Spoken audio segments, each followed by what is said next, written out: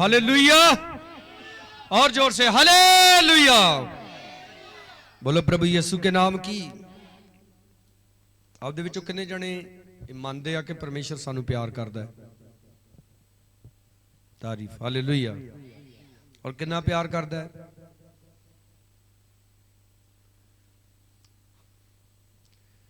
प्रभु यीशु मसीह ने अपने शागिर्दां नू सिखाया सी कि इहदे नालों ज्यादा मुहब्बत हो ही नहीं सकती कि कोई अपनी जान अपने मित्रां दे बदले दे दवे। और प्रभु ने जान दे के इस नू प्रूफ किया। हालेलुया। किदां प्रूफ किया? जान दे के अपनी। बोलो हालेलुया।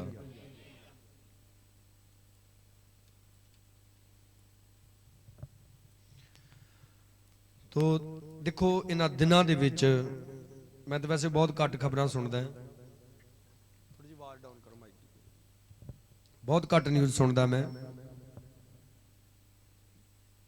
पर जिन्नियां भी सुनदा वां ज्यादातर जिहड़ियां खबरां वो नैगेटिव हुंदियां ने।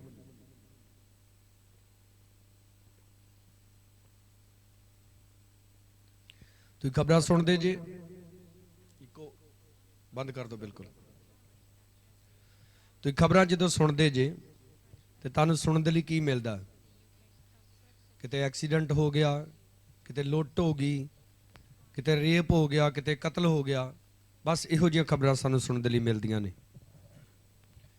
एक गल याद रखो, जिहड़ी चीज़ नूं तुसीं कंटीन्यू देखोगे, कंटीन्यू सुनोगे, तुहाडा जिहड़ा जीवन है हौली हौली उदां दा ही बन जाएगा। इसलिए आपने कोशिश करनी है कि आप दा जिहड़ा ज़्यादा समा है वो खुदा दे वचनां दे नाल बीते। बोलो हालेलुया। जबूर नंबर 1 असीं सारे जाने कड्डांगे, थोड़ी आवाज़ भारी करियो।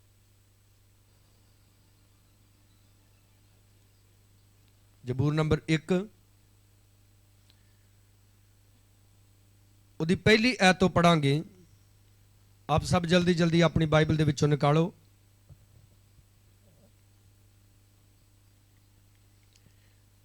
जबूर नंबर 1 दे विच सानू सिखाया गया है कि जिहड़ा धर्मी है उहदा जीवन किस तरह दा हुंदा है।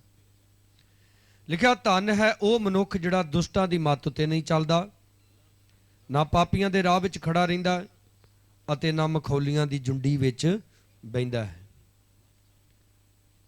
3 चीज़ां लिखियां ने। दुष्टां दी मੱਤ ते नहीं चलदा, पापियां दे राह विच खड़ा नहीं रहिंदा, ते नंबर 3 मखौलियां दी झुंडी विच। ऐसा बंदा की है लिखिया? धन है, मुबारक ऐसा बंदा। पर वो की करदा आ? 2 ऐच लिखिया, पर वो यहोवा दी व्यवस्था विच मगन रहिंदा है ते दिन रात उसकी व्यवस्था उत्ते ध्यान करदा है। हत्थां नूं उठा के बोलो हालेलुया। अगर असी धर्मी हाँ, ये 3 गल्लां जिहड़ियां शुरू च लिखियां साडी जिंदगी च नहीं आ, बहुत अच्छी गल है, पर उस तो बाद साडी जिंदगी च आ गल भी होनी जरूरी है कि असी यहोवा दी व्यवस्था च मगन रहना है। कितना चिर? दूसरी लाइन च लिखिया दिन रात। कितना चिर बोलो?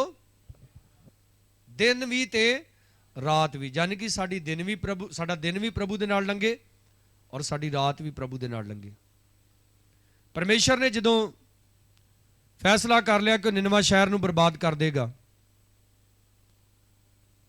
क्योंकि परमेश्वर ने कहा कि उन्हां दा जिहड़ा रौला वा मेरे अगे बहुत वध गया, वो पापी लोग ने, मेरे हुक्मां तो उल्ट चलण वाले।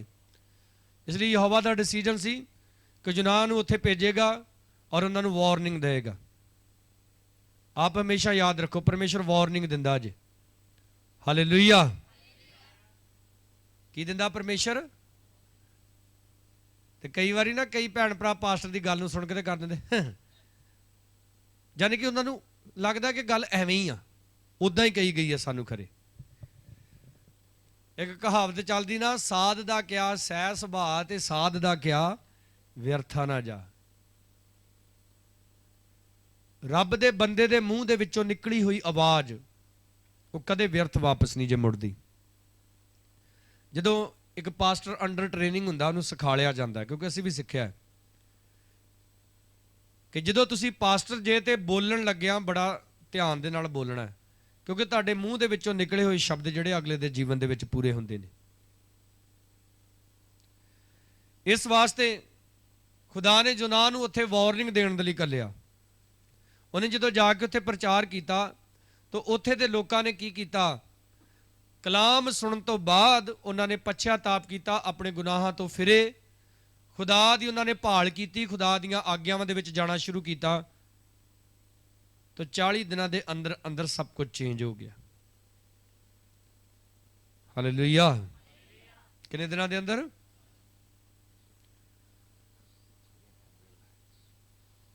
ਪਰਮੇਸ਼ਰ ਨੇ ਇਹ ਫੈਸਲਾ ਲਿਆ ਸੀ ਕਿ ਉਹ ਸਾਰੇ ਸ਼ਹਿਰ ਨੂੰ ਨਾਸ਼ ਕਰੇਗਾ। ਕਿੰਨੇ ਨੂੰ? ਹੁਣ ਗੱਲ ਆ ਗਈ ਯਹੋਵਾ ਦੀ ਵਿਵਸਥਾ ਦੀ। ਦਿਨ ਰਾਤ ਅਸੀਂ ਕਿਹਦੀ ਵਿਵਸਥਾ ਦੇ ਵਿੱਚ ਮਗਨ ਰਹਿਣਾ ਲਿਖਿਆ? ਬੋਲਿਆ ਕਰੋ ਵੀ। ਦਿਨ ਰਾਤ ਕਿਹਦੀ ਵਿਵਸਥਾ 'ਚ ਮਗਨ ਰਹਿਣਾ? ਯਹੋਵਾ ਪਰਮੇਸ਼ਰ ਦੀ।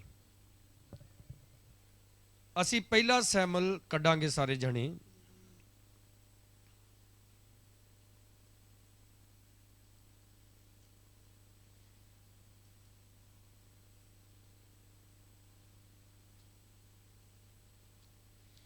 उसका 15 अध्याय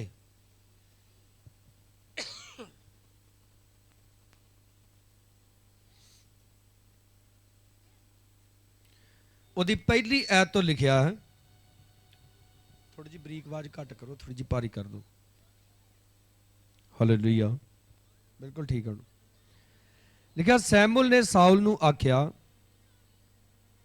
मैनू यहोवा ने घल्लिया है भी तैनूं मसा करां, इस करके जो तू ओदी प्रजा इसराइल दा पातशाह बने।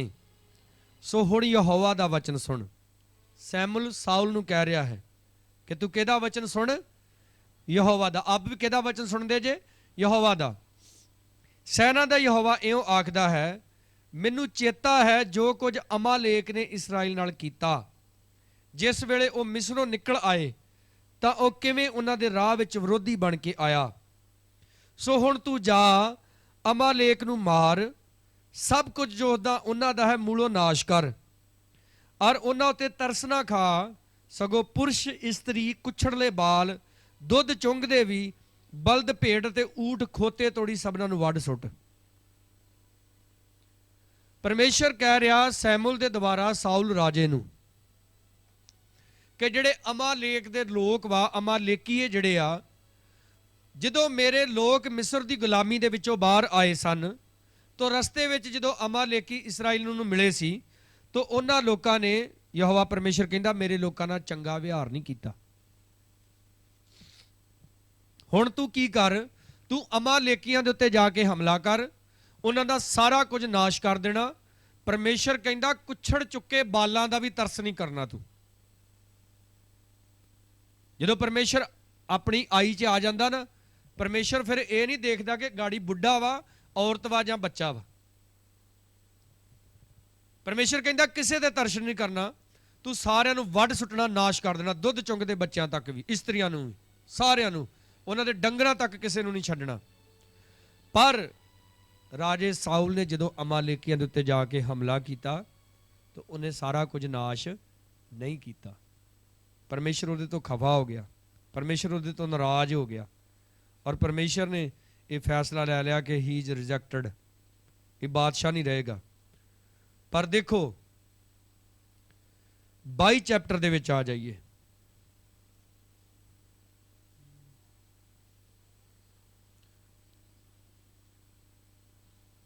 ਅਸੀਂ ਜਾਣਦੇ ਹਾਂ ਜਦੋਂ ਖੁਦਾ ਨੇ ਸਾਊਲ ਨੂੰ ਰਿਜੈਕਟ ਕਰ ਦਿੱਤਾ ਸੀ, ਸਾਊਲ ਨੂੰ ਪਤਾ ਲੱਗ ਗਿਆ ਕਿ ਦਾਊਦ ਰਾਜਾ ਬਣੇਗਾ, ਤਾਂ ਸਾਊਲ ਦਾਊਦ ਨੂੰ ਮਾਰ ਦੇਣਾ ਚਾਹੁੰਦਾ ਸੀ। ਤਾਂ ਦਾਊਦ ਆਪਣੀ ਜਾਨ ਲੁਕਾਉਂਦਾ ਲੁਕਾਉਂਦਾ, ਦਾਊਦ ਨੂੰ ਕੋਈ ਲੁਕਣ ਦੀ ਲੋੜ ਨਹੀਂ ਸੀ। ਜੇ ਉਹ ਗੋਲੀਅਤ ਨੂੰ ਮਾਰ ਸਕਦਾ ਸੀ ਤੇ ਉਹ ਸਾਊਲ ਨੂੰ ਵੀ ਮਾਰ ਸਕਦਾ ਸੀ, ਪਰ ਉਹਦਾ ਫੈਸਲਾ ਸੀ ਕਿ ਖੁਦਾ ਦਾ ਮਸਾ ਕੀਤਾ ਹੋਇਆ ਬੰਦਾ ਵੇ, ਇਹਦੇ ਉੱਤੇ ਮੈਂ ਹੱਥ ਨਹੀਂ ਚੁੱਕਾਂਗਾ। ਇਸ ਲਈ दाऊद साउल तो बचदा, कदी किते लुकदा कदी किते लुकदा। तो एक दिन वो जाके नोब दे जाजकां दे कोल जाके लुक गया। उत्थे साउल दा एक चमचा उत्थे सी, उहनूं पता लग गया। उन्हें जाके राजे साउल नूं दस दिता कि दाऊद उत्थे लुकिया है। तो दाऊद तो उत्थों जा चुका सी। की होया? साउल ने नोब दे सारे जाजकां नूं सद्दिया। आप कड्डो 22 दे आए ओदी 9 ऐत। तद दयोग अदोमी ने जो साउल दे टहलुआं कोल खड़ा सी उत्तर दे के आख्या, मैं जस्सी दे पुत्तर नूं नोब विच अहीटूब दे पुत्तर अहीमलक जाजक कोल आउंदा डिठा। ਉਹਦੇ ਲਈ ਉਸਨੇ ਯਹੋਵਾ ਕੋਲੋਂ ਪੁੱਛਿਆ ਤੇ ਉਸ ਨੂੰ ਰਾਹ ਦੀ ਰਸਤ ਵੀ ਦਿੱਤੀ ਅਤੇ ਫਲਸਤੀ ਗੋਲੀਅਤ ਦੀ ਤਲਵਾਰ ਵੀ ਉਹਨੂੰ ਦੇ ਦਿੱਤੀ। ਤਦ ਪਾਤਸ਼ਾਹ ਨੇ ਅਹੀਟੋਬ ਦੇ ਪੁੱਤਰ ਅਹੀਮਲਕ ਜਾਜਕ ਨੂੰ ਅਤੇ ਉਹਦੇ ਪਿਓ ਦੇ ਸਾਰੇ ਟੱਬਰ ਨੂੰ ਅਤੇ ਉਹਨਾਂ ਜਾਜਕਾਂ ਨੂੰ ਵੀ ਜੋ ਨੋਬ ਵਿੱਚ ਸਨ ਸੱਦ ਘੱਲਿਆ ਅਤੇ ਉਹ ਸਭ ਪਾਤਸ਼ਾਹ ਕੋਲ ਆਏ। ਤਾਂ ਸਾਊਲ ਨੇ ਆਖਿਆ, ਹੇ ਅਹੀਟੂਬ ਦੇ ਪੁੱਤਰ ਤੂੰ ਸੁਣ। ਉਹ ਬੋਲਿਆ, ਹੇ ਸਵਾਮੀ ਮੈਂ ਹਾਜ਼ਰ ਹਾਂ। ਸਾਊਲ ਨੇ ਆਖਿਆ, ਤੂੰ ਅਤੇ ਜੱਸੀ ਦੇ ਪੁੱਤਰ ਨੇ ਮੇਰੇ ਵਿਰੁੱਧ ਕਿਉਂ ਏਕਾ ਕੀਤਾ? ਤੂੰ ਜੋ ਉਹਨੂੰ ਰੋਟੀ ਤੇ ਤਲਵਾਰ ਦਿੱਤੀ ਅਤੇ ਯਹੋਵਾ ਕੋਲੋਂ ਪੁੱਛਿਆ ਵੀ ਉਹ ਮੇਰੇ ਵਿਰੁੱਧ ਉੱਠੇ ਅਤੇ ਸ਼ਹਿ ਲਾ ਕੇ ਬੈਠੇ ਜਿਵੇਂ ਅੱਜ ਦੇ ਦਿਨ ਹੈ। ਤਦ ਅਹੀਮਲਕ ਨੇ ਪਾਤਸ਼ਾਹ ਨੂੰ ਉੱਤਰ ਦੇ ਕੇ ਆਖਿਆ, ਤੁਹਾਡੇ ਸਾਰੇ ਟਹਿਲੂਆਂ ਵਿੱਚੋਂ ਦਾਊਦ ਦੇ ਸਮਾਨ ਧਰਮੀ ਕੌਣ ਹੈ ਜੋ ਪਾਤਸ਼ਾਹ ਦਾ ਜਵਾਈ ਤੁਹਾਡੇ ਦਰਬਾਰ ਵਿੱਚ ਜਾਂਦਾ ਹੁੰਦਾ ਤੇ ਤੁਹਾਡੇ ਘਰ ਵਿੱਚ ਪੱਤ ਵਾਲਾ ਹੈ? ਭਲਾ ਮੈਂ ਉਸ ਵੇਲੇ ਉਹਦੇ ਲਈ ਪਰਮੇਸ਼ਰ ਕੋਲੋਂ ਪੁੱਛਦਾ? ਸੁਣੋ, ਇਹ ਜਾਜਕਾਂ ਨੂੰ ਕਹਿੰਦਾ ਵਾ ਕਿ ਦਾਊਦ ਤੁਹਾਡੇ ਕੋਲ ਆ ਕੇ ਲੁਕਿਆ, ਤੁਸੀਂ ਉਹਨੂੰ ਰੋਟੀ ਪਾਣੀ ਦਿੱਤਾ। ਤੋ ਬਾਈਬਲ ਦੇ ਵਿੱਚ ਲਿਖਿਆ ਕਿ ਗੋਲੀਅਤ ਦੀ ਤਲਵਾਰ ਉੱਤੇ ਸੀ, ਉਹ ਤਲਵਾਰ ਵੀ ਦਾਊਦ ਲੈ ਗਿਆ, ਪੁੱਛ ਕੇ ਖੜੀ ਉਹਨੇ। ਤੋ ਇਹ ਜਾਜਕਾਂ ਨੂੰ ਕਹਿੰਦਾ ਵੀ ਤੁਸੀਂ ਪਰਮੇਸ਼ਰ ਕੋਲੋਂ ਪਹਿਲਾਂ ਪੁੱਛ ਲਿਆ ਸੀ ਉਹਨੂੰ ਆਪਣੇ ਕੋਲ ਠਹਿਰਾਉਣ ਦੇ ਲਈ? ਤੋ ਕਹਿੰਦੇ, ਮਹਾਰਾਜ ਤੁਸੀਂ ਬਾਦਸ਼ਾਹ ਜੀ, ਦਾਊਦ ਤੁਹਾਡਾ ਜਵਾਈ ਲੱਗਦਾ। ਦੂਜੇ ਬੰਨੇ ਤੁਹਾਡੇ ਦਰਬਾਰ 'ਚ ਉਹਦਾ ਨਾਂ ਬੜਾ ਤੇ ਸਾਡੀ ਹਿੰਮਤ ਇੰਨੀ ਹੈਗੀ ਸੀ ਕਿ ਆਪਾਂ ਪਰਮੇਸ਼ਰ ਕੋਲੋਂ ਪਹਿਲਾਂ ਪੁੱਛਦੇ। ਕਹਿੰਦਾ ਇਹ ਗੱਲ ਮੇਥੋਂ ਦੂਰ ਹੋਵੇ। ਪਾਤਸ਼ਾਹ ਆਪਣੇ ਟਹਿਲੂਆਂਦਾਰ ਮੇਰੇ ਪਿਓ ਦੇ ਸਾਰੇ ਟੱਬਰ ਦਾ ਕੁਝ ਦੋਸ਼ ਨਾ ਗਿਣੇ, ਕਿਉਂ ਜੋ ਤੁਹਾਡਾ ਟਹਿਲੂ ਹੈ ਇਹਨਾਂ ਗੱਲਾਂ ਵਿੱਚੋਂ ਕੁਝ ਥੋੜਾ ਬਹੁਤਾ ਵੀ ਨਹੀਂ ਜਾਣਦਾ। ਤਦ ਪਾਤਸ਼ਾਹ ਬੋਲਿਆ, ਅਹੀਮਲਕ ਤੂੰ ਜ਼ਰੂਰ ਮਾਰਿਆ ਜਾਏਗਾ, ਤੂੰ ਅਤੇ ਤੇਰੇ ਪਿਓ ਦਾ ਸਾਰਾ ਟੱਬਰ ਵੀ। ਵੇਖੋ, ਜਿਨ੍ਹਾਂ ਨੂੰ ਮਾਰਨ ਲਈ ਖੁਦਾ ਨੇ ਕਿਹਾ ਸੀ, ਸਾਊਲ ਨੇ ਉਹਨਾਂ ਨੂੰ ਮਾਰਿਆ ਨਹੀਂ। ਇਹ ਖੁਦਾ ਦੇ ਚੁਣੇ ਹੋਏ ਜਾਜਕ ਲੋਕ ਔਰ ਇਹਨਾਂ ਦੇ ਖਿਲਾਫ ਕੀ ਬੋਲ ਰਿਹਾ, ਔਰ ਕੱਲਾ ਬੋਲਿਆ ਹੀ ਨਹੀਂ ਇਹਨੇ। 17 'ਚ ਫਿਰ ਪਾਤਸ਼ਾਹ ਨੇ ਉਹਨਾਂ ਸਿਪਾਹੀਆਂ ਨੂੰ ਜੋ ਉਹਦੇ ਕੋਲ ਖਲੋਤੇ ਸਨ ਆਗਿਆ ਕੀਤੀ ਵੀ ਮੁੜੋ ਅਤੇ ਯਹੋਵਾ ਦੇ ਜਾਜਕਾਂ ਨੂੰ ਮਾਰ ਸੁੱਟੋ, ਕਿਉਂ ਜੋ ਇਹ ਦਾਊਦ ਨਾਲ ਰਲੇ ਹੋਏ ਹਨ। ਅਤੇ ਉਹਨਾਂ ਨੇ ਜਾਣ ਲਿਆ ਵੀ ਇਹ ਭੱਜਿਆ ਹੋਇਆ ਹੈ ਅਤੇ ਮੈਨੂੰ ਖਬਰ ਨਾ ਕੀਤੀ। ਪਰ ਪਾਤਸ਼ਾਹ ਦੇ ਟਹਿਲੂਆਂ ਨੇ ਯਹੋਵਾ ਦੇ ਜਾਜਕਾਂ ਤੇ ਹੱਥ ਨਾ ਚੁੱਕਿਆ।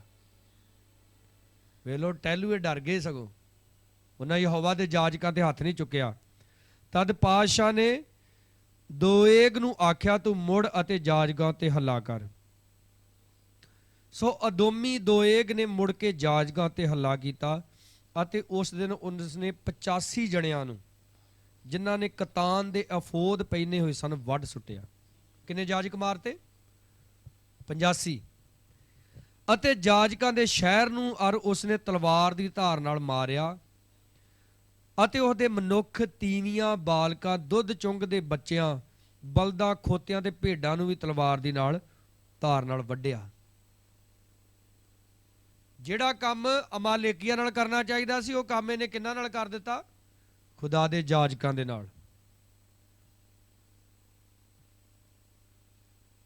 ਬਾਈਬਲ ਦੇ ਵਿੱਚ ਲਿਖਿਆ, ਉਹ ਬੰਦਾ ਧੰਨਵਾਦ ਜਿਹੜਾ ਦਿਨ ਰਾਤ ਯਹੋਵਾ ਦੀ ਵਿਵਸਥਾ ਦੇ ਵਿੱਚ ਮਗਨ ਰਹਿੰਦਾ।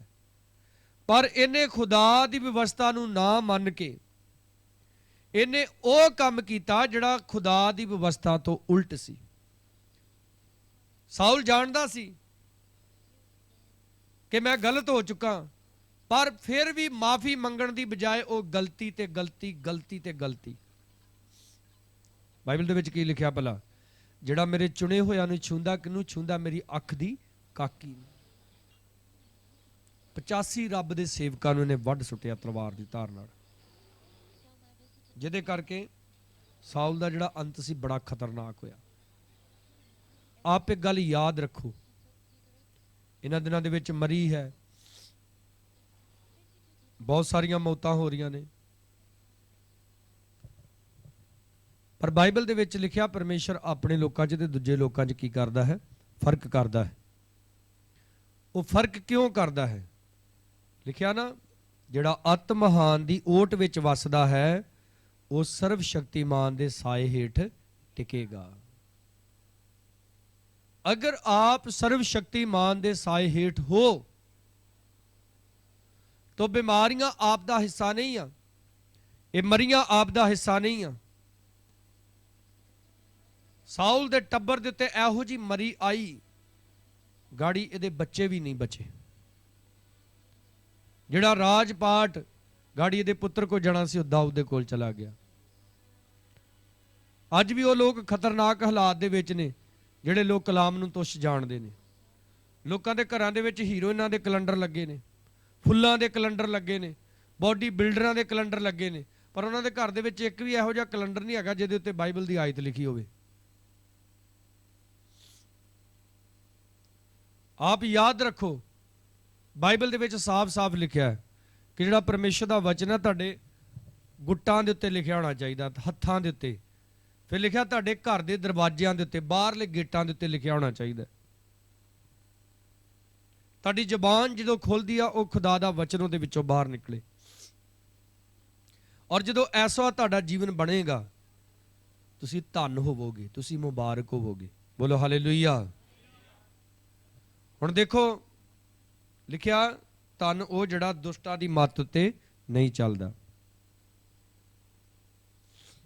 ਇਹ ਜਿਹੜਾ ਦੋਏਗ ਅਦੋਮੀ ਸੀ, ਰਾਜਾ ਸਾਊਲ ਦਾ ਖਾਸ ਬੰਦਾ, ਇਹ ਦੁਸ਼ਟ ਬੰਦਾ।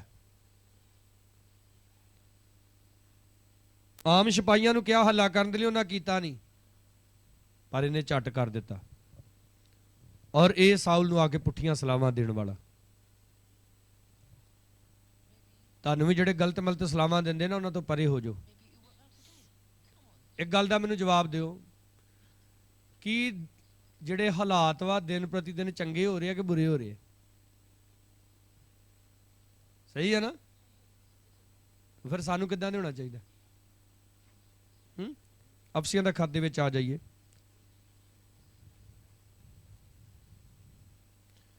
ਅਗਰ ਅਸੀਂ ਸਮਝਦੇ ਹਾਂ ਕਿ ਹਾਲਾਤ ਦਿਨ ਪ੍ਰਤੀ ਦਿਨ ਬੁਰੇ ਹੋ ਰਹੇ ਆ ਤੇ ਫਿਰ ਸਾਨੂੰ ਕੀ ਕਰਨਾ ਚਾਹੀਦਾ? 5 ਅਧਿਆਏ 16 ਆਇਤ।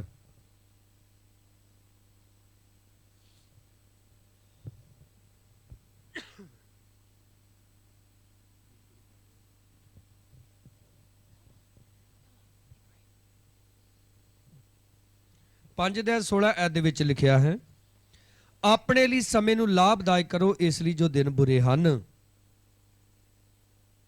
ਕੀ ਹੋ ਗਿਆ? ਦਿਨ ਹੋਏ ਆ ਕਿ ਨਹੀਂ ਹੋਏ? ਦੱਸੋ। ਤੇ ਕੀ ਕਰੀਏ ਫਿਰ ਸਮੇਂ ਨੂੰ ਆਪਣੇ ਲਈ?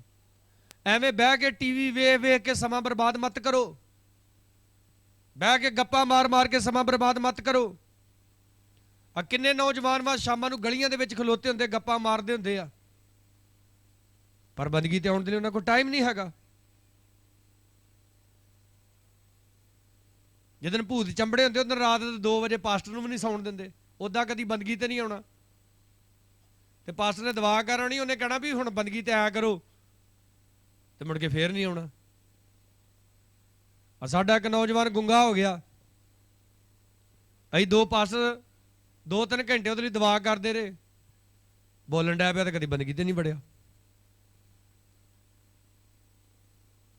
ਸਮੇਂ ਨੂੰ ਲਿਖਿਆ ਕੀ ਕਰੋ? ਆਪਣੇ ਲਈ ਲਾਭਦਾਇਕ ਕਰੋ। ਕਿਉਂ? ਜੋ ਦਿਨ ਕੀ ਹੋ ਗਏ ਨੇ? ਬੁਰੇ ਹੋ ਗਏ ਨੇ। ਲਿਖਿਆ ਇਸ ਕਾਰਨ ਤੁਸੀਂ ਮੂਰਖ ਨਾ ਹੋਵੋ, ਸਗੋਂ ਸਮਝੋ ਵੀ ਪ੍ਰਭੂ ਦੀ ਕੀ ਇੱਛਾ ਹੈ। ਦੁਆ ਕਰੋ ਦਿਨ ਰਾਤ, ਔਰ ਪ੍ਰਭੂ ਦੇ ਕੋਲੋਂ ਪੁੱਛੋ, ਪ੍ਰਭੂ ਮੇਰੀ ਜ਼ਿੰਦਗੀ ਦੇ ਵਿੱਚ ਤੇਰੀ ਕੀ ਇੱਛਾ ਆ? ਮੈਂ ਕੀ ਕਰਾਂ ਪ੍ਰਭੂ ਤੇਰੇ ਵਾਸਤੇ, ਮੈਨੂੰ ਦੱਸ। ਅਤੇ ਲਿਖਿਆ ਸ਼ਰਾਬ ਨਾਲ ਮਸਤ ਨਾ ਹੋਵੋ, ਜਿਹਦੇ ਵਿੱਚ ਕੀ ਹੁੰਦਾ ਹੈ? ਲੁੱਚਪੁਣਾ ਹੁੰਦਾ ਹੈ, ਸਗੋਂ ਆਤਮਾ ਨਾਲ ਭਰਪੂਰ ਹੋ ਜਾਓ। ਸ਼ਰਾਬਾਂ ਪੀ ਪੀ ਮਸਤ ਨਾ ਹੋਵੋ, ਸਗੋਂ ਕਿਹਦੇ ਨਾਲ ਭਰਪੂਰ ਹੋ ਜਾਓ? ਪਵਿੱਤਰ ਆਤਮਾ ਦੇ ਨਾਲ। ਔਰ ਉਹ ਕਿੱਦਾਂ ਹੋ ਸਕਦੇ ਜੇ? ਲਿਖਿਆ ਜ਼ਬੂਰ, ਭਜਨ ਅਤੇ ਆਤਮਿਕ ਗੀਤ ਗਾ ਕੇ ਇੱਕ ਦੂਜੇ ਨਾਲ ਗੱਲਾਂ ਕਰੋ ਤੇ ਮਨ ਲਾ ਕੇ, ਬੋਲੋ ਸਾਰੇ ਕਿੱਦਾਂ? ਮਨ ਲਾ ਕੇ ਪ੍ਰਭੂ ਲਈ ਗਾਉਂਦੇ ਵਜਾਉਂਦੇ ਰਿਹਾ ਕਰੋ। ਪ੍ਰਭੂ ਲਈ ਗਾਉਣਾ, ਪ੍ਰਭੂ ਲਈ ਵਜਾਉਣਾ, ਮਨ ਲਾ ਕੇ। ਜਬੂਤ ਗਾਉਣੇ ਆ, ਭਜਨ ਗਾਉਣੇ ਆ, ਆਤਮਿਕ ਗੀਤ ਗਾਉਣੇ ਆ। ਅਤੇ ਸਭਨਾ ਗੱਲਾਂ ਦੇ ਲਈ ਸਾਡੇ ਪ੍ਰਭੂ ਯਿਸੂ ਮਸੀਹ ਦੇ ਨਾਮ ਉੱਤੇ ਪਰਮੇਸ਼ਰ ਅਰਥਾਤ ਪਿਤਾ ਦਾ ਸਦਾ ਧੰਨਵਾਦ ਕਰੋ। ਦੋਹਰਾ ਹੱਥਾਂ ਨੂੰ ਉਠਾ ਕੇ ਬੋਲੋ ਸਾਰੇ ਹਾਲੇਲੂਇਆ। ਪਰਮੇਸ਼ਰ ਪਿਤਾ ਦਾ ਸਦਾ ਕੀ ਕਰੋ? ਸਦਾ ਪਰਮੇਸ਼ਰ ਪਿਤਾ ਦਾ ਧੰਨਵਾਦ ਕਰੋ। ਸਿਆਣੇ ਬਣੋ, ਸਮਝਦਾਰ ਬਣੋ। ਬੋਲੋ ਸਾਰੇ ਹਾਲੇਲੂਇਆ। ਕਈ ਸ਼ਰਾਬ ਨਾਲ ਮਸਤ, ਠੀਕ ਆ, ਕਈ ਇੰਟਰਨੈਟ ਨਾਲ ਮਸਤ, ਕਈ ਗੇਮਾਂ ਨਾਲ ਮਸਤ, ਕਈ ਆਪਣੇ ਕਾਰੋਬਾਰ 'ਚ ਮਸਤ, ਠੀਕ ਹੈ। ਖੁਦਾ ਦਾ ਸ਼ੁਕਰ ਕਰਦੇ ਹਾਂ ਅਸੀਂ। ਪਰਮੇਸ਼ਰ ਦੇ ਸੇਵਕਾਈ ਨੂੰ ਕਾਫੀ ਫਲਵੰਤ ਕਰ ਰਿਹਾ। ਕਹਿੰਦੇ ਜੀ ਪਾਸਪੋਰਟ ਲਾਉਣਾ, ਬਾਹਰ ਜਾਣਾ।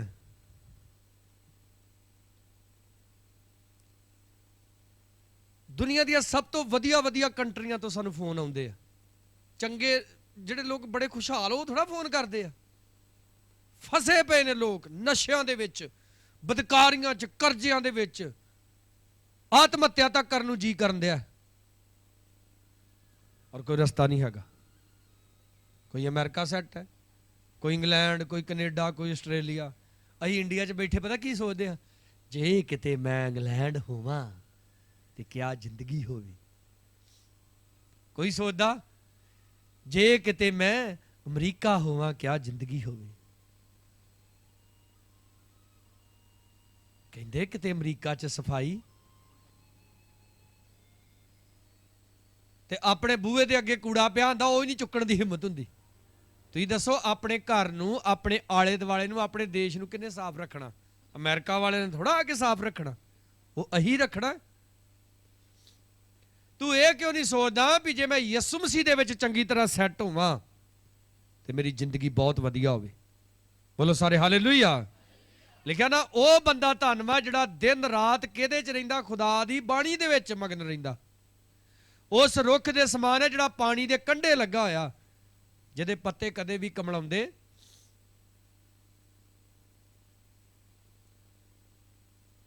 ਆਪ ਆਤਮਿਕ ਲੋਕ ਜੀ, ਬੋਲੋ ਮੈਂ ਆਤਮਿਕ ਹਾਂ।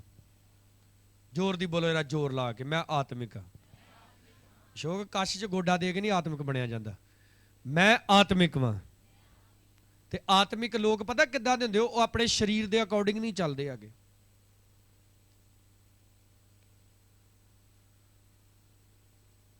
ਸਾਨੂੰ ਕਈ ਵਾਰੀ ਲੱਗਦਾ ਹੈ ਅੱਜ ਮੈਂ ਬੜਾ ਖੁਸ਼ ਹਾਂ, ਅੱਜ ਨਾ ਮੇਰਾ ਗੀਤ ਗਾਉਣ ਨੂੰ ਜੀ ਕਰਨ ਦਿਆ। ਉਦੋਂ ਟਾਈਮ ਹੀ ਨਹੀਂ ਮਿਲਦਾ ਤੇ ਮੂਡ ਖਰਾਬ ਹੋ ਜਾਂਦਾ। ਜਦੋਂ ਦੁਖੀ 'ਚ ਬੈਠੇ ਹੁੰਦੇ ਉਦੋਂ ਪਾਸਟਰ ਆਵਾਜ਼ ਦਿੰਦਾ, ਚੱਲ ਵੀ ਗੀਤ ਗਾ। ਅੱਜ ਨਹੀਂ ਮੇਰਾ ਮੂਡ। ਇਹਦਾ ਮਤਲਬ ਆਪ ਜ਼ਿੰਦਗੀ ਕਿਹਦੇ ਅਕੋਰਡਿੰਗ ਜੀ ਰਹੇ? ਆਪਣੇ ਮੂਡ ਦੇ ਅਕੋਰਡਿੰਗ। ਕਲਾਮ ਕਹਿੰਦਾ ਤੁਸੀਂ ਆਪਣੀ ਜ਼ਿੰਦਗੀ ਕਿਹਦੇ ਅਕੋਰਡਿੰਗ ਜੀਵੋ? ਖੁਦਾ ਦੇ ਵਚਨਾਂ ਦੇ। ਬੋਲੋ ਸਾਰੇ ਹਾਲੇਲੂਇਆ। ਪਰਮੇਸ਼ਰ ਤੁਹਾਨੂੰ ਉੱਥੇ ਲੈ ਕੇ ਜਾਂਦਾ ਜਿੱਥੇ ਤੁਸੀਂ ਜਾਣਾ ਨਹੀਂ ਚਾਹੁੰਦੇ। ਖੁਦਾ ਤੁਹਾਡੀਆਂ ਮਰਜ਼ੀਆਂ ਨਹੀਂ ਪੁੱਛਦਾ। ਜਨਾਹ ਨੂੰ ਘੱਲਣ ਤੋਂ ਪਹਿਲਾਂ ਖੁਦਾ ਨੇ ਜਨਾਹ ਨੂੰ ਪੁੱਛਿਆ, ਜਨਾਹ ਯਾਰ ਗੱਲ ਏਦਾਂ ਵਾ, ਨਿਨਵਾ ਸ਼ਹਿਰ ਨੂੰ ਜਾਣਾ, ਜਾਏਗਾ? ਪਾਸਟਰ ਵਿਚਾਰੇ ਪੁੱਛਦੇ ਆ ਫਲਾਣੀ ਜਗ੍ਹਾ ਬੰਦਗੀ ਤੇ ਜਾਣਾ, ਚੱਲੋਗੇ? ਉੱਥੇ ਤੇ ਸਾਨੂੰ ਖੜਿਆ ਨਹੀਂ। ਪਰਮੇਸ਼ਰ ਨੇ ਜਨਾਹ ਨੂੰ ਜਨਾਹ ਦੀ ਮਰਜ਼ੀ ਨਹੀਂ ਪੁੱਛੀ। ਪਰਮੇਸ਼ਰ ਨੇ ਉਹਨੂੰ ਕਿਹਾ ਤੂੰ ਨਿਨਵਾ ਸ਼ਹਿਰ 'ਚ ਜਾਣਾ ਵਾ ਤੇ ਜਾ ਕੇ ਉੱਥੇ ਪ੍ਰਚਾਰ ਕਰਨਾ ਵਾ। ਕੀ ਪ੍ਰਚਾਰ ਕਰਨਾ ਵਾ? ਅੰਨੇ ਵੇਖਣਗੇ, ਲੰਗੜੇ ਚੱਲਣਗੇ, ਮੁਰਦੇ ਜੀ ਉੱਠਣਗੇ, ਤੁਹਾਡੇ ਬੈਂਕ ਖਾਤਿਆਂ 'ਚ ਪੈਸੇ ਆ ਜਾਣਗੇ, ਠੀਕ ਆ ਹੈ? ਤੁਹਾਡੀ ਮੱਝ ਵਰਗਾ ਕੱਟਾ ਨਹੀਂ ਦਊ, ਕੱਟੀ ਦਊ। ਕੀ ਹੋ ਰਿਹਾ ਅੱਜ ਕੱਲ੍ਹ? ਇਹੋ ਹੀ ਕਲਾਮ ਹੋ ਰਿਹਾ। ਇੱਕ ਭੈਣ ਦਾ ਮੈਨੂੰ ਫੋਨ ਆਇਆ, ਮੈਂ ਚਰਚ ਦਾ ਨਾਂ ਨਹੀਂ ਲਊਂਗਾ, ਸਾਡੇ ਪੰਜਾਬ ਦਾ ਬਹੁਤ ਵੱਡਾ ਚਰਚ ਹੈ। ਕਹਿੰਦੀ ਮੈਨੂੰ 8 ਸਾਲ ਹੋ ਗਏ ਉੱਥੇ ਚਰਚ ਜਾਂਦੇ ਆ, ਬੜਾ ਨਾ ਠਾਹ ਠਾਹ ਗੱਲ ਕਰਿਓ, ਪਰ ਕਹਿੰਦੀ ਪਾਸਟਰ ਮੇਰੀ ਫਲਾਣੀ ਪ੍ਰੋਬਲਮ ਨਹੀਂ ਹਟਦੀ। ਮੈਂ ਪਹਿਲੀ ਗੱਲ ਤੇ ਆ ਵੀ ਭੈਣ ਤੇਰੀ ਜ਼ੁਬਾਨ ਬੜੀ ਚੱਲਦੀ। ਕਹਿੰਦੀ ਪਾਸਟਰ ਜੀ ਕੀ ਕਹਿਤਾ ਮੈਂ? ਮੈਂ ਕਿਹਾ ਜਿਹੜੀ ਕੁਤਰ ਕੁਤਰ ਕਰਦੀ ਨਾ ਤੂੰ ਜ਼ਬਾਨ ਨਾਲ, ਜ਼ਬਾਨ ਨਹੀਂ ਇਦਾਂ ਚਲਾਈ ਦੀ ਇੱਕ ਸੇਵਕ ਦੇ ਅੱਗੇ। ਮੈਂ ਅੱਖਾਂ ਬੰਦ ਕਰ, ਤੇਰੇ ਲਈ ਮੈਂ ਦੁਆ ਕਰਨਾ। ਮੈਂ ਦੁਆ ਕਰਨ ਲੱਗਾ, ਖੁਦਾ ਨੇ ਮੈਨੂੰ ਦੱਸਿਆ ਬਦਕਾਰੀ ਦੇ ਵਿੱਚ ਵਾ, 3 ਬੰਦਿਆਂ ਨਾਲ ਇਹਦੇ ਰਿਲੇਸ਼ਨ ਵਾ।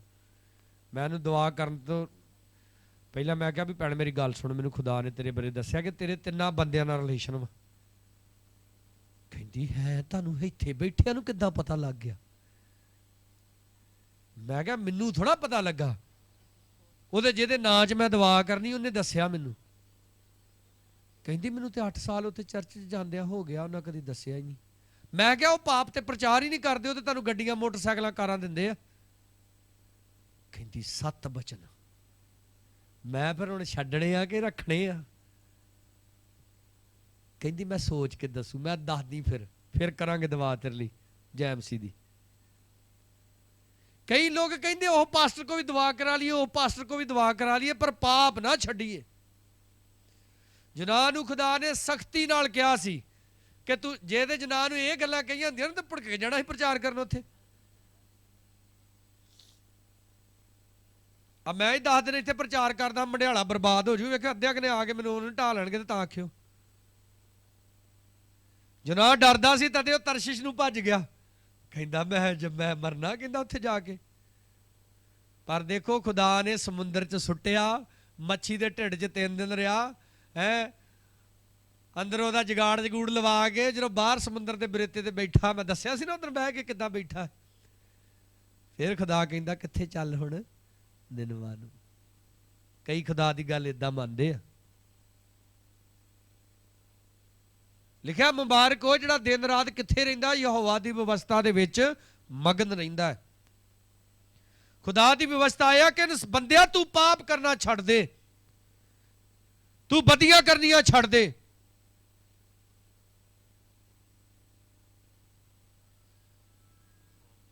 ਬੋਲੋ ਹਾਲੇਲੂਇਆ।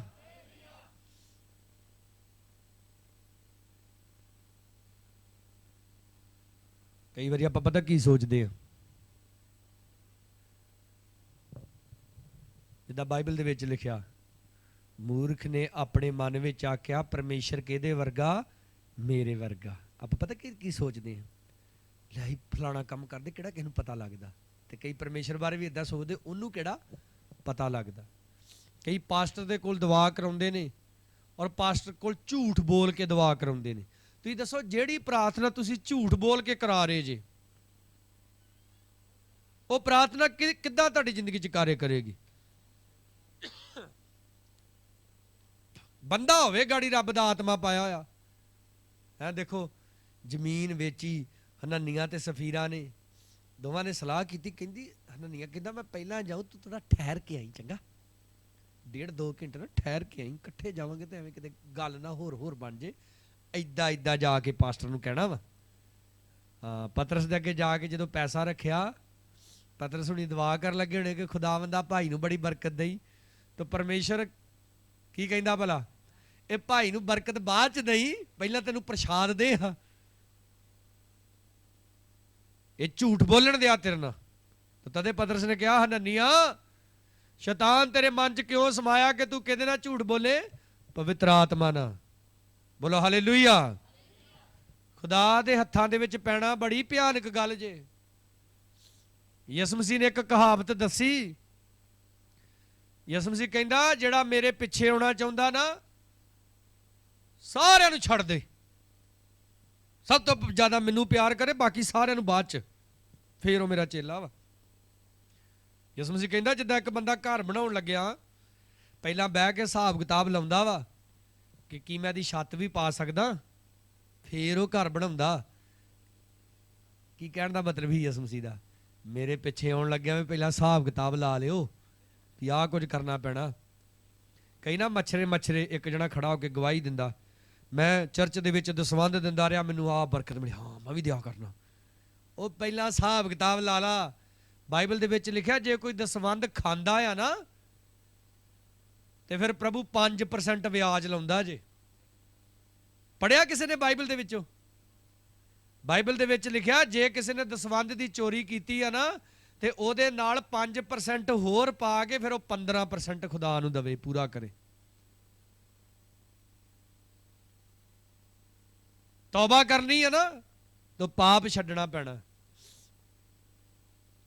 ਦਸਵੰਧ ਦੇਣਾ ਆ ਤੇ ਦੇਣਾ ਪੈਣਾ, ਜੇ ਵਿੱਚੋਂ ਛੱਡਿਆ ਤਾਂ ਫਿਰ 5% ਹੋਰ ਦੇਣਾ ਪੈਣਾ। ਪਵਿੱਤਰ ਆਤਮਾ ਪਾਉਣਾ ਆ ਤਾਂ ਪਵਿੱਤਰ ਜੀਵਨ ਜੀਣ ਦੀ ਆਦਤ ਬਣਾਉਣੀ ਪੈਣੀ। ਇਹ ਸ਼ਰਤਾਂ ਨੇ। ਬੋਲੋ ਸਾਰੇ ਹਾਲੇਲੂਇਆ। ਕੀ ਆ ਬੋਲੋ, ਇਹ ਸਾਰੀਆਂ ਇਹ ਸ਼ਰਤਾਂ ਆ। ਹੁਣ ਦੇਖੋ, ਇਹ ਕੁਝ ਨੌਜਵਾਨ ਬੇਟੇ ਬੇਟੀਆਂ ਸਾਡੇ ਨਾਲ ਗਾਉਂਦੇ ਆ ਹੈ, ਇਸ ਸਟੇਜ ਤੇ ਮਾਈਕ ਫੜ ਕੇ ਕੱਲਾ ਹੈ ਇਹ ਝੂਮਣ ਨਾਲ, ਇਹ ਤੁਹਾਨੂੰ ਪਤਾ ਨਹੀਂ ਤੁਸੀਂ ਝੂਮਣ ਦੇ ਤੇ ਮਗਰ ਤੁਹਾਡੇ ਨਾਗ ਵੀ ਝੂਮਣ ਦੇ ਆ ਇਦਾਂ। ਉਹ ਜਦੋਂ ਤੁਹਾਡੇ ਵਿਆਹ ਹੋਣੇ ਨਾ, ਉਹਨੇ ਵਿੱਚ ਕੰਜਰਖਾਨਾ ਪਾਉਣਾ ਤੁਹਾਡੇ ਕੋਲ ਵਿਆਹਾਂ 'ਚ, ਤਾਂ ਕਿ ਤੁਸੀਂ ਉਹਦੇ ਕੰਟਰੋਲ ਵਿੱਚ ਆ ਜਾਓ। ਕਿੰਨੇ ਮਸੀਹ ਲੋਕ ਹੁੰਦੇ ਨੇ ਜਦੋਂ ਉਹਨਾਂ ਦੀਆਂ ਸ਼ਾਦੀਆਂ ਹੋ ਜਾਂਦੀਆਂ ਵਾ ਤੇ ਉਹ ਫਿਰ ਕਦੀ ਡਾਕਟਰਾਂ ਦੇ ਚੱਕਰ ਮਾਰ ਹੈ, ਕਦੀ ਅਲਟਰਾਸਾਊਂਡ, ਕਦੀ ਸਕੈਨ, ਕਦੀ ਪਤਾ ਨਹੀਂ ਕੀ ਕੀ ਦਵਾਈਆਂ ਖਾ ਖਾ ਕੇ ਕੁੜੀ ਵਿਚਾਰੀ ਐ ਹੁੰਦੀ ਆ ਤੇ ਉਹ ਐ ਬਣ ਜਾਂਦੀ। ਸਮਝਦੇ ਗੱਲ ਮੇਰੀ? ਪਤਲੀ ਜੀ ਹੁੰਦੀ ਹੈ, ਟੁੰਟਣ ਮਾਸੀ ਬਣ ਜਾਂਦੀ ਦਵਾਈਆਂ ਖਾ ਖਾਈ। ਕਿਉਂ ਭਲਾ? ਤੁਸੀਂ ਦੱਸੋ। ਇਹ ਬੇਟੀਆਂ ਸਟੇਜ ਤੇ ਬਹਿ ਕੇ ਮੇਰੇ ਲਾਗੇ ਕਲਾਮ ਸੁਣਦੀਆਂ, ਇਹਨਾਂ ਦੇ ਕੰਨਾਂ ਦੇ ਵਿੱਚੋਂ ਦੀ ਲੰਘਣ ਦਿਆ, ਤੇ ਜਦੋਂ ਵਿਆਹ ਆ ਜੇ ਉਦੋਂ ਸੁਪਨੇ ਵੇਖਣ, ਹਾਏ ਨੀ ਮੇਰਾ ਚੂੜਾ ਹੈ, ਹਾਏ ਨੀ ਮੇਰੇ ਕਲੀਰੇ, ਹਾਏ ਨੀ ਮੇਰੀ ਮੱਥੇ ਕੀ ਬਿੰਦੀ ਆ। ਭਈ ਜੇ ਤੇ ਇਹੋ ਜਿਹੀਆਂ ਰੀਝਾਂ ਰੱਖਣੀਆਂ ਤੇ ਫਿਰ ਆਮ ਕਲੀਸਿਆ 'ਚ ਬਹੋ।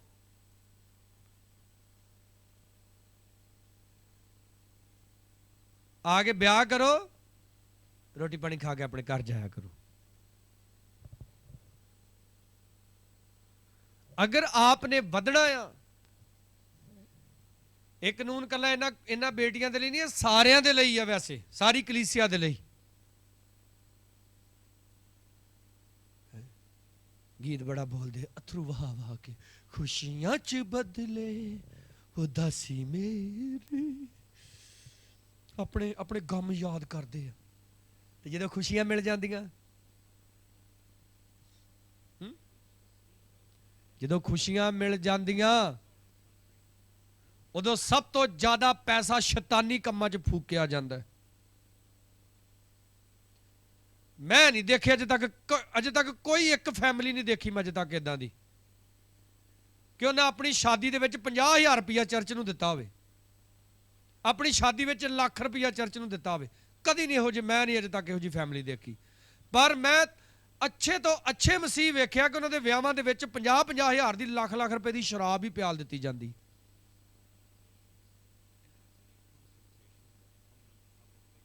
ਕੀ ਤੁਸੀਂ ਰੱਬ ਨੂੰ ਬੇਵਕੂਫ ਸਮਝਦੇ ਜੇ? ਚਰਚ ਵਾਰੀ ਤੇ ਮੌਤ ਪੈ ਜਾਣੀ ਉਦਾਂ ਹੀ। ਪਾਸਟਰ ਹਦਾਇਤ ਬਟਾਲੇ ਤੋਂ ਸਾਨੂੰ ਇੱਕ ਕਹਾਣੀ ਸੁਣਾਉਂਦੇ ਹੁੰਦੇ, ਕਹਿੰਦੇ ਸੱਚੀ ਕਹਾਣੀ ਹੈ, ਝੂਠ ਨਾ ਸਮਝਿਓ। ਕਹਿੰਦੇ ਏਦਾਂ ਦਾਨ ਇਕੱਠਾ ਹੋ ਰਿਹਾ, ਕਹਿੰਦੇ ਮੈਂ ਉਦੋਂ ਜਵਾਨ ਮੁੰਡਾ ਸੀ, ਠੀਕ ਹੈ, ਉਦੋਂ 1 ਰੁਪਈਏ ਦਾ ਕਾਗਜ਼ ਦਾ ਨੋਟ ਆਉਂਦਾ ਹੁੰਦਾ ਤੇ 2 ਰੁਪਈਆਂ ਦਾ ਵੀ ਕਾਗਜ਼ ਦਾ ਨੋਟ ਆਉਂਦਾ ਹੁੰਦਾ, ਤੇ 1 ਰੁਪਈਏ ਦਾ ਬੜਾ ਮੁੱਲ ਸੀ। ਕਹਿੰਦੇ ਦਾਨ ਜਦੋਂ ਇਕੱਠਾ ਹੋਣ ਦੇ, ਇੱਕ ਮਾਤਾ ਬੇਹੋਸ਼ ਹੋ ਗਈ। ਚਲੋ ਉਹਨੂੰ ਪਾਣੀ ਪੂਣੀ ਪਿਆ ਲਿਆ, ਹੋਸ਼ ਚ ਲਿਆਂਦਾ, ਵੀ ਘਰੇ ਕੋਈ ਸ਼ੈਤਾਨੀ ਚੱਕਰ ਹੋ ਗਿਆ, ਖਰੇ ਦਵਾ ਦੂ ਵੀ ਕੀਤੀ ਉਹਦੇ ਲਈ। ਬਾਅਦ ਚ ਉਹਨੂੰ ਪੁੱਛਿਆ ਕੀ ਗੱਲ ਹੋਈ, ਕਹਿੰਦੀ ਹੋਣਾ ਕੀ ਹੀ, ਪਾਉਣਾ ਹੀ 1 ਰੁਪਈਆ, ਪੈ ਗਏ 2 ਰੁਪਈਏ। ਇਹ ਗੱਲਾਂ ਸੱਚੀਆਂ ਵਾ। ਮੈਂ ਤੁਹਾਨੂੰ ਆਪਣਾ ਪ੍ਰੈਕਟੀਕਲ ਦੱਸਦਾ। ਵੱਡੇ ਦਿਨ ਦੀ ਕਲੈਕਸ਼ਨ ਕਰਨ ਦੇ ਵੱਡੇ ਦਿਨ ਦੇ ਲਈ ਨੂਰਪੁਰ ਦੀ ਗੱਲ ਹੈ। ਸਾਡਾ ਇੱਕ ਭਾਈ ਨਾ, ਉਹਨੇ ਕੱਢ ਕੇ ਨਾ 1000 ਦਾ ਨੋਟ ਦਿੱਤਾ ਮੈਨੂੰ, ਰੱਜਿਆ ਪੂਰਾ। ਮੈਂ ਨੋਟ ਸਿੱਧਾ ਕਰਕੇ ਕਿਹਾ, ਮੈਂ ਭਾਈ ਬਲਜੀਤ 1000 ਰੁਪਈਆ ਹੀ ਉਹ ਕਹਿੰਦਾ ਫਿਰ ਕੀ ਹੋਇਆ, ਸਾਲ ਬਾਅਦ ਦਿਨ ਆਉਂਦਾ ਸਾਡਾ। ਮੈਂ 1000 ਰੁਪਈਆ ਹੀ ਉਹ ਕਹਿੰਦਾ ਪਤਾ ਮੈਨੂੰ ਮੈਂ ਸ਼ਰਾਬੀ ਤੇ ਨਾ ਸਮਝੋ, ਮੈਨੂੰ ਪਤਾ ਨਹੀਂ ਲੱਗਦਾ। ਮੈਂ ਤੀਜੀ ਵਾਰੀ ਕਹਿੰਦਾ 1000 ਰੁਪਈਆ ਹੀ, 1000, ਕਹਿੰਦਾ ਹਾਂ ਕੋਈ ਨਹੀਂ।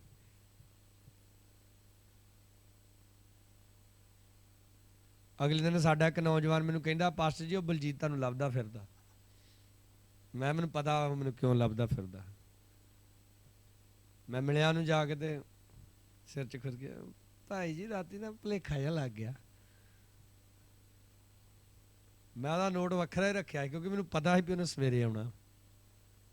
ਮੈਨੂੰ 1000 ਦਾ ਕੱਢ ਕੇ ਫੜਾਇਆ ਨੋਟ ਫੜਿਆ, ਜੇਬ 'ਚ ਪਾਇਆ ਤੇ ਜੈਮਸੀ ਦੀ ਕਹਿ ਕੇ ਚਲ ਗਿਆ।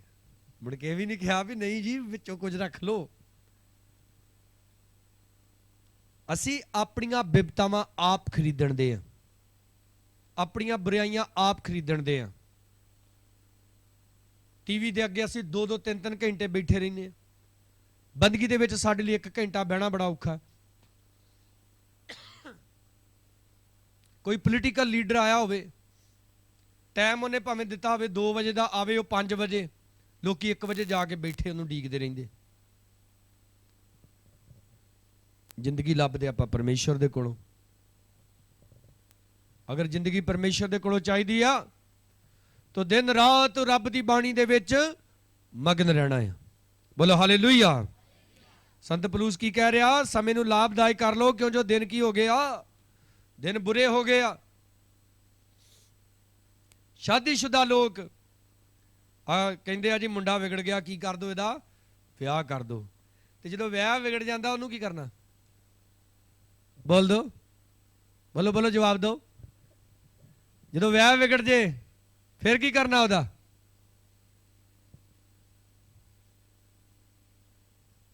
ਜਿਹੜਾ ਬੰਦਾ ਪਾਪੀ ਆ, ਕੁਵਾਰਾ ਵੀ ਪਾਪੀ ਆ ਤੇ ਵਿਆਹਿਆ ਵੀ ਪਾਪੀ ਆ। ਇਹ ਇੱਕ ਸਰਾਪ ਹੁੰਦਾ ਹੈ ਜ਼ਿੰਦਗੀ ਦੇ ਉੱਤੇ। ਪਿਓ ਐਡਾ ਕੁ ਬਦਕਾਰ ਸੀ ਤੇ ਪੁੱਤ ਐਡਾ ਹੋ ਗਿਆ, ਤੇ ਗਾੜੀ ਪੋਤਰਾ ਔਰ ਤੋਂ ਵੱਡਾ ਬਦਕਾਰ ਹੋ ਗਿਆ। ਇੱਕ ਸਰਾਪ ਹੁੰਦਾ ਹੈ।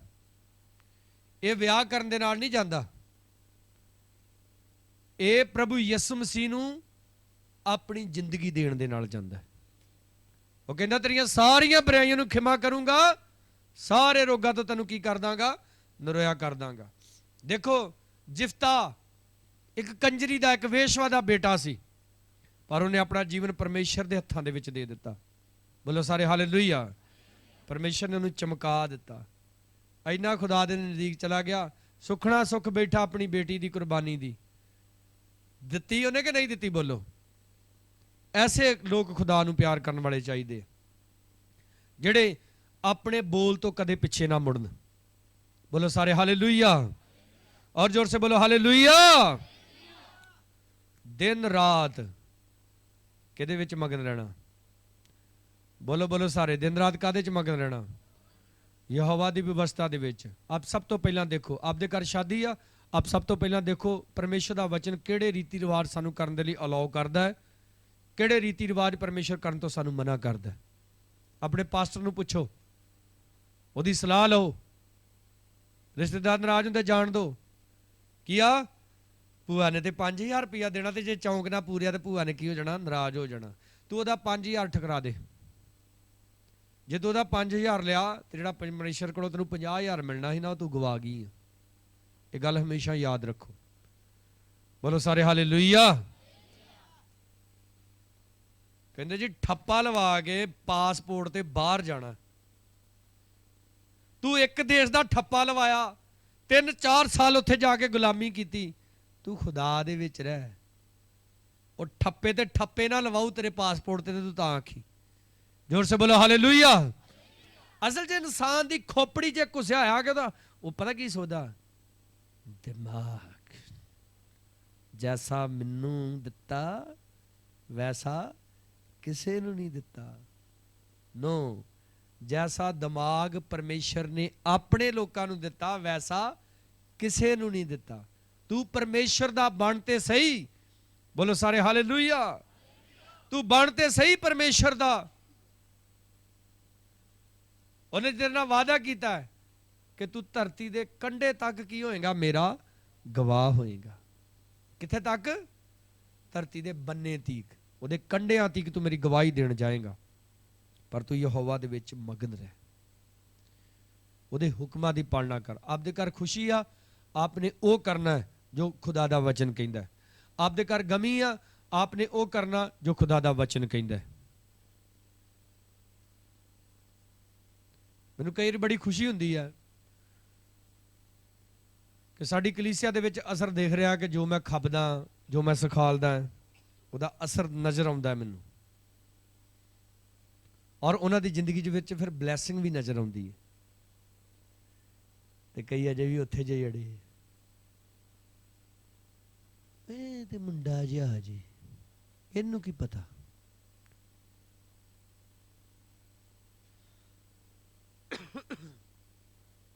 ਬਹੁਤ ਪੁਰਾਣੀ ਗੱਲ, ਇੱਕ ਭੈਣ ਨੇ ਨਾ 100 ਦਾ ਨੋਟ ਫੜਿਆ, ਮੈਂ ਪਾਸਟਰ ਬਣ ਗਿਆ ਸੀ ਉਦੋਂ। ਮੈਨੂੰ ਕਹਿੰਦੀ ਤੁਹਾਡੇ ਡੈਡੀ ਕਿੱਥੇ ਆ? ਡੈਡੀ ਹੈ ਨਹੀਂ ਸੀ ਇੱਥੇ। ਮੈਂ ਕਿਹਾ ਕੀ ਕੰਮ? ਕਹਿੰਦੀ ਮੈਂ ਦਾਨ ਕੱਢਿਆ ਹੈ, ਦਾਨ ਦੇਣਾ। ਮੈਂ ਕਿਹਾ ਮੰਮੀ ਪਾਸਟਰਾਂ ਲਿਆ ਦੇ, ਦੁਆ ਕਰ ਦਿੰਦੇ। ਉਹ ਨਹੀਂ, ਕਹਿੰਦੀ ਜ਼ਿਆਦਾ ਵਾ। ਤੇ ਮੈਂ ਜ਼ਿਆਦਾ, ਮੈਂ ਕਿਹੜਾ ਜਾ ਕੇ ਜੂਆ ਖੇਡ ਲੈਣਾ। ਕਹਿੰਦੀ ਨਹੀਂ ਨਹੀਂ ਜਾ। ਅਸਲ 'ਚ ਪਤਾ ਕੀ ਆ, ਜ਼ਿਆਦਾ ਚੰਦਾ ਦੇ ਕੇ ਉਹ ਵੱਡੇ ਪਾਸਟਰ ਨੂੰ ਇਹ ਦਿਖਾਉਣਾ ਚਾਹੁੰਦੀ ਕਿ ਮੈਂ ਜ਼ਿਆਦਾ ਦਿੱਤਾ। ਆਪਨੇ ਖੁਦਾ ਨੂੰ ਦੇਣਾ ਆ। ਅਜੇ ਵੀ ਕਈ ਸੋਚਦੇ ਅਸੀਂ ਪਾਸਟਰ ਨੂੰ ਦੇ ਰਹੇ, ਆਪਨੇ ਖੁਦਾ ਨੂੰ ਦੇਣਾ। ਕਈ ਦਵਾ ਦਾ ਵੀ ਇੱਦਾਂ, ਮੈਂ ਕਈ ਵਾਰ ਕਹੂੰਗਾ ਪਾਸਟਰ ਮੰਗਾ ਤੁਸੀਂ ਦਵਾ ਕਰ ਦਿਓ। ਮੈਂ ਕਈਆਂ ਨੂੰ ਵੇਖਿਆ, ਕਈ ਨਾ ਦਵਾ ਕਰਾ ਕੇ ਨਾ ਪਾਸਟਰ ਮੰਗੇ ਜਾਂ ਪਾਸਟਰ ਜੀ ਕੋ ਫੇਰ ਮੇਰੇ ਲਾਉਣਗੇ, ਦਵਾ ਕਰ ਦਿਓ ਜੀ। ਨਹੀਂ ਤੁਹਾਨੂੰ ਯਕੀਨ ਹੀ ਨਹੀਂ ਹੋਇਆ। ਤੇ ਕਈ ਤੇ ਇਹੋ ਜਿਹੇ ਆ, ਕਹਿੰਦੇ ਕਿ ਚੰਗੀ ਤਰ੍ਹਾਂ ਥੱਲੇ ਤੱਪੜ ਵਿਛਾ ਕੇ ਉੱਥੇ ਬਿਠਾ ਕੇ ਤੇ ਸਾਨੂੰ ਖੜਾਇਆ ਨਹੀਂ ਕਹਿੰਦੇ ਪਾਸਟਰ ਨੇ।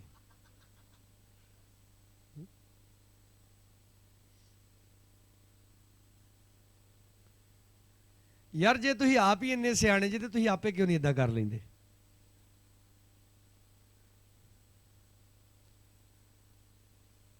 ਹਾਲੇਲੂਇਆ, ਜ਼ੋਰ ਸੇ ਬੋਲੋ ਹਾਲੇਲੂਇਆ।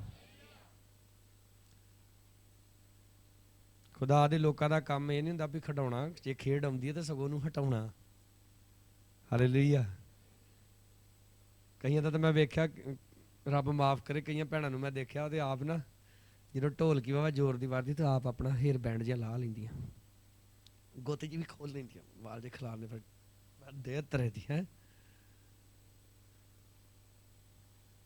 ਵੀ ਨਹੀਂ, ਉਦੋਂ ਨਹੀਂ ਸ਼ੈਤਾਨ ਤੁਹਾਡੇ ਵਿੱਚ ਜਦੋਂ ਤੁਸੀਂ ਆਪਣੀਆਂ ਗੁੱਤਾਂ ਖੋਲਣ ਡੀਆਂ।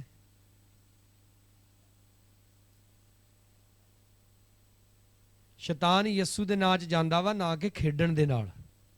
ਬੋਲੋ ਹਾਲੇਲੂਇਆ।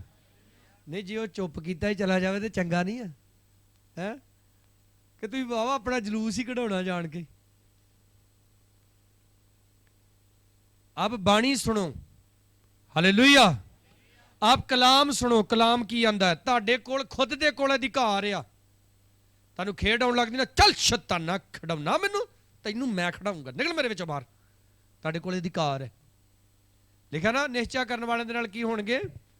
ਨਿਸ਼ਾਨ ਹੋਣਗੇ। ਕੀ ਨਿਸ਼ਾਨ ਹੋਣਗੇ? ਸਭ ਤੋਂ ਪਹਿਲਾ ਨਿਸ਼ਾਨ ਲਿਖਿਆ, ਗੈਰ ਜ਼ਬਾਨ ਬੋਲਣਗੇ, ਨੋ, ਮੇਰਾ ਨਾਂ ਲੈ ਕੇ ਭੂਤਾਂ ਨੂੰ ਕੱਢਣਗੇ। ਇਹ ਪਾਸਟਰ ਦੇ ਲਈ ਨਹੀਂ ਆ, ਇਹ ਹਰ ਵਿਸ਼ਵਾਸ ਕਰਨ ਵਾਲੇ ਦੇ ਲਈ ਆ ਕਿ ਅਗਰ ਉਹ ਪ੍ਰਭੂ ਯਿਸੂ ਦੇ ਉੱਤੇ ਵਿਸ਼ਵਾਸ ਕਰਦਾ ਹੈ ਤੇ ਉਹ ਆਪਣੇ ਵਿੱਚੋਂ ਵੀ ਭੂਤ ਕੱਢ ਸਕਦਾ ਤੇ ਦੂਜਿਆਂ ਵਿੱਚੋਂ ਵੀ ਕੱਢ ਸਕਦਾ। ਆਓ ਸਾਰੇ ਆਪਣੇ ਹੱਥਾਂ ਨੂੰ ਉਠਾਓ ਸਵਰਗ ਦੀ ਤਰਫ।